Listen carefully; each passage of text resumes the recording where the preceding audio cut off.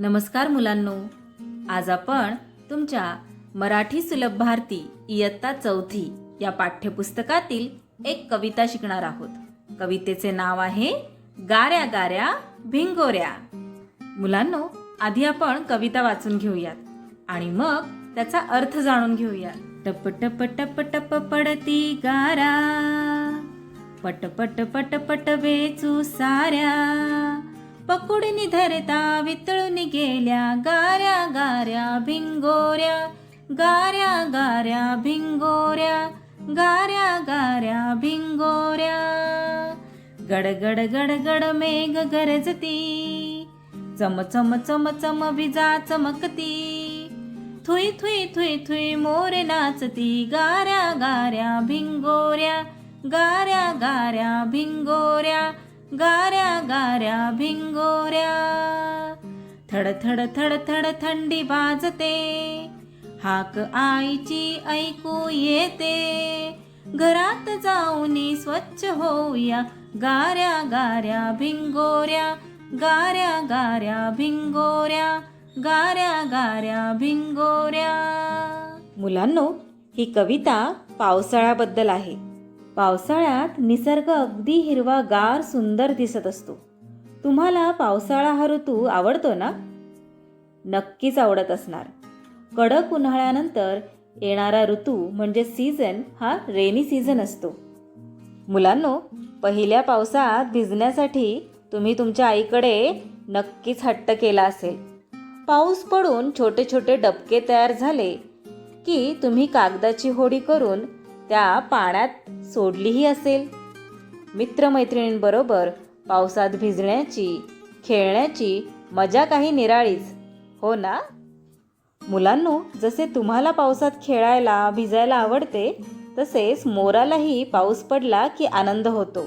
मोरही पावसात त्याचा पिसारा फुलवून नाचत असतो. कधी कधी पावसाबरोबर गाराही पडतात. गारा म्हणजेच हेलस्टोन. तर मुलांनो, आज आपण शिकणार आहोत गाऱ्या गाऱ्या भिंगोऱ्या ही कविता. गाऱ्या गाऱ्या भिंगोऱ्या म्हणजेच पावसात भिजत गोल गोल फिरण्याचा मुलांचा खेळ. एकमेकांचा हात धरून गोल गोल फिरत हा खेळ खेळला जातो. तर पाहूयात या कवितेमध्ये काय दिलेले आहे. टप टप टप टप पडती गारा, पटपट पटपट वेचू साऱ्या. गारा, गारा म्हणजेच हेलस्टोन. इथे या चित्रामध्ये पाहताय मुलांनो, इथे पावसाबरोबर गारा पडतायत, हेलस्टोन पडतायत. गोल गोल बर्फाचे खडे असतात. ते पावसाबरोबर जमिनीवर खाली पडतात आणि ते जेव्हा जमिनीवर खाली पडतात तेव्हा त्यांचा टप टप टप टप असा आवाज येतो. इथे हे दोन मुलं काय करतायत? या गारा वेचतायत, हो की नाही? पहा बरं, त्यांच्या हातामध्ये या गारा आहेत आणि त्या एक एक करून वेचत आहेत. तर इथे तेच सांगितलेले आहे. टप्प टप्प टप्प टप्प पडती गारा, पटपट पटपट वेचू साऱ्या, पकडून धरता वितळून गेल्या, गाऱ्या गाऱ्या भिंगोऱ्या. आणि त्या हातामध्ये पकडून धरायला गेलो की त्या गारा ह्या वितळून जातात. गडगड गडगड मेघ गरजती, चम चम चम चम विजा चमकती. मुलांनो, जेव्हा खूप मोठा पाऊस पडतो तेव्हा मेघ म्हणजेच ढग कसे गरजतात? गडगड गडगड असा आवाज करतात, हो ना? आणि विजा सुद्धा chamcham chamcham चमकतात. Thuy Thuy Thuy Thuy मोर नाचती, गाऱ्या गाऱ्या भिंगोऱ्या. ज्याप्रमाणे आपल्याला पावसाळा हा ऋतू आवडतो, रेनी सीझन आवडतो, त्याचप्रमाणे मोर म्हणजेच पिकॉक याला सुद्धा रेनी सीझन खूप आवडतो, पावसाळा खूप आवडतो. इथे तुमच्या पाठ्यपुस्तकामध्ये मोरांचे चित्र दिलेले आहे. मोर थुई थुई नाचत आहेत. थड थड थड थड थंडी वाजते, हाक आईची ऐकू येते. लहान मुलं पावसात भिजतात. खूप भिजल्यानंतर, ओलं चिंब झाल्यानंतर पावसामुळे थंडी वाजते, हो ना? मग हाक आईची ऐकू येते. आणि खूप वेळ पावसात खेळल्यानंतर काय होतं? आईची हाक ऐकू येते. म्हणजेच आई म्हणते की नाही की चला खूप वेळ खेळून झाले, आता आत या, घरात या. घरात जाऊनी स्वच्छ होऊया. म्हणजे मुलांनो, तुम्ही पावसामध्ये खेळता, पावसामध्ये खेळल्यामुळे अंगाला चिखल माती लागतं. मग घरात जाऊन तुम्ही स्वच्छ हातपाय तोंड धुता, हो ना? गाऱ्या गाऱ्या भिंगोऱ्या.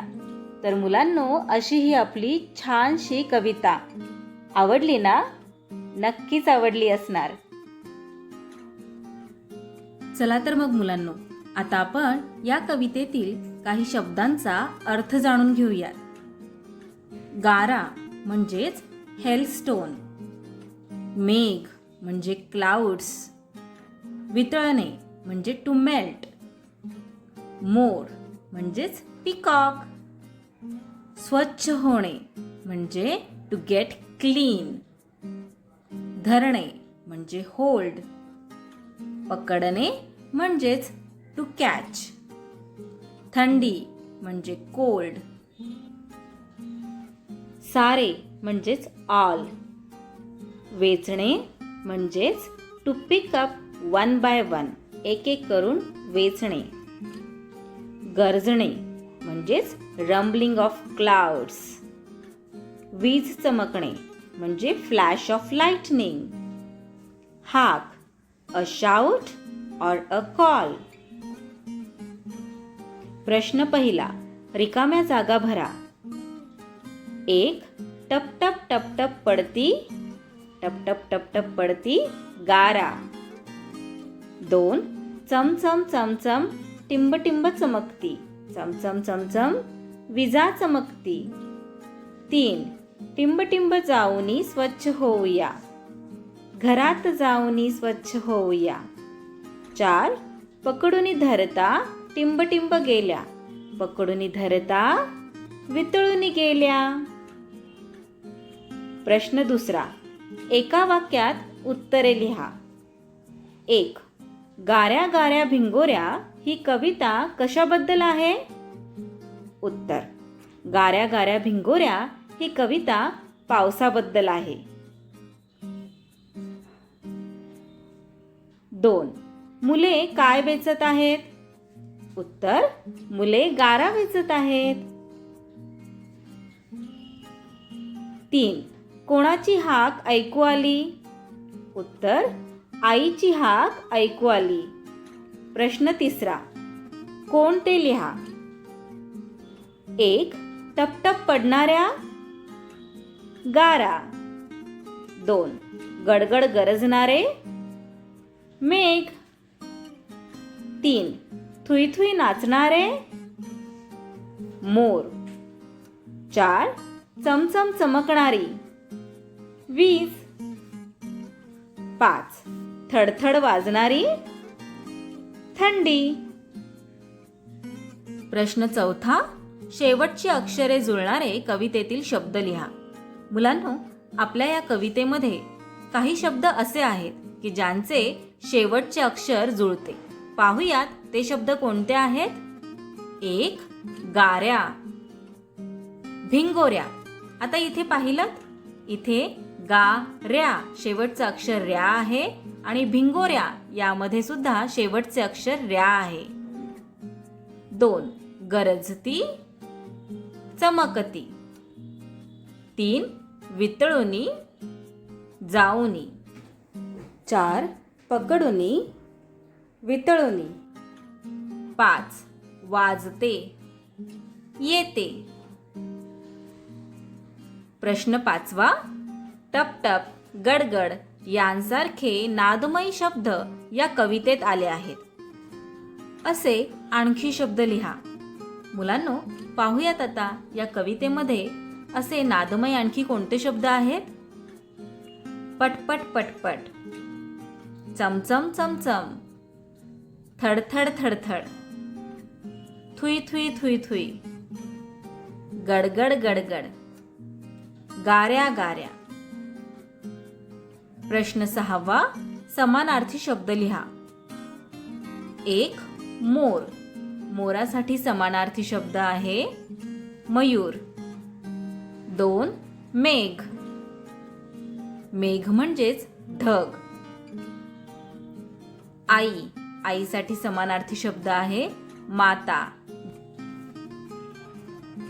प्रश्न 7वा. वचन बदला. 1. हाक, हाका. 2. वीज, विजा. मुलांनो, एक असते ती वीज आणि अनेक असतात त्या विजा. इथे तुम्ही पाहिलं, इथे एक वीज. वीला दुसरी वेलांटी आहे, दीर्घ वेलांटी आहे. आणि विजा या शब्दामध्ये वीला ऱ्हस्व म्हणजेच पहिली वेलांटी दिलेली आहे. 3. मेघ, मेघ.